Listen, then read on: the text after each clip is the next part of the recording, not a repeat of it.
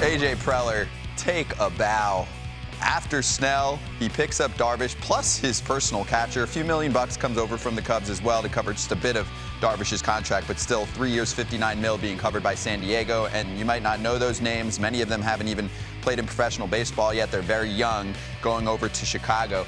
I must say, Dan, when I'm watching A.J. Preller, I'm listening to him, and if you're a Padres fan, you're super excited. I was expecting him to be around a lot of people, music in the background, almost like after a game in the clubhouse where you're celebrating a walk-off W. That's what I was expecting. It was quiet. It looked like he was just locked in the last few hours. You know, this is a crazy COVID world that we're in right now, but there is a whole legion of San Diego Padre baseball fans that can't wait, whether it's the vaccine and we can get out of this thing.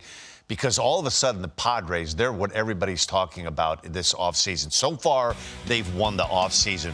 When you look at potentially what this starting rotation could be, Blake Snell, Yu Darvish, definite top of the rotation guys. Dinelson Lamet, fourth in the NL Cy Young Award, had some shoulder issues towards the end of the year. Chris Paddock may have taken a step backwards, but Mackenzie Gore, one of the top young left-handed starting pitchers in all of baseball. When I look at this rotation right now, and it's maybe a little bit of a stretch, but it reminds me of what the Atlanta Braves did, maybe with 3 Hall of Fame guys. But the Braves had Smoltz, Glavine, and Maddox. And while they were having those guys eat up a bunch of innings, they were able to develop a guy like Steve Avery, a Kevin Millwood. And so now these young starting pitchers, which have been the envy of everybody in baseball, we've talked about the Padres having more arms than anybody else in the minor leagues. Now they don't have to shove them to be frontline guys. That's why they have Snell. That's why they have Yu Darvish. And now these younger guys, Lamet and Paddock, they can kind of slide into that 3 and 4 spot into the rotation. They're deep and they're really good. And AJ said, you need those guys in the playoffs. I mean, the same theme we always see is we have big name starters still in the playoffs, putting up big innings in October. Well, and when you look at this team right now, what if it wasn't for a tremendous catch by Cody Bellinger, ropping a Tatis homer to straightaway center field. That series against the Dodgers, that was a very nip-and-tuck series. They have closed the gap on the West, and in my opinion right now, the San Diego Padres, without a doubt, on paper, are one of the top 3 teams in all of baseball. Wow, top 3 in your mind. Yes.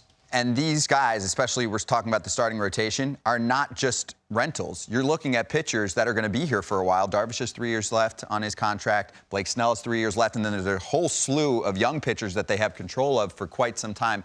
Here's where I'll need some help, though, because I must say, and we've both been here for a long time at the network, we remember after 2014, the San Diego Padres had this, quote, rock star general manager, A.J. Preller, come in. And all of a sudden, here's Matt Kemp, here's Craig Kimbrell, here's Will Middlebrooks. And this is the next wave, right, of free agent acquisitions that have been made, like Hosmer, Manny Machado, Drew Pomeranz. But you go back, hey, James Shields was during that offseason. So I'm racking up names for you. And some of us were excited, and we said, hey, the San Diego Padres won the offseason. This team's coming in hot. They have both of the Uptons. They have their elite closer in Craig Kimbrell. They lost 3 more games in 15 than they did in 2014. I think the big difference is they have 2 and possibly 3 legitimate superstar players. They may have the best young position player in the game in Fernando Tatis Jr. He can do so many things. Manny Machado is still the best player on this team. And I know we want to anoint Tatis the best player in all of baseball. He's not even the best player on that team yet, and he may by the end of this year. Manny Machado came back with a monster year in 2020. And don't forget about Eric Hosmer.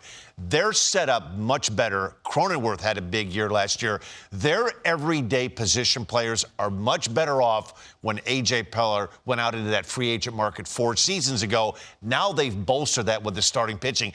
This reminds me a little bit what the Cubs did in 2015, 2016. Their young position players, they had those established. What did they need? They needed John Lester. They needed John Lackey. You can fill in and buy that starting pitching if you don't have it. But if you don't have the everyday players, you can't fake that.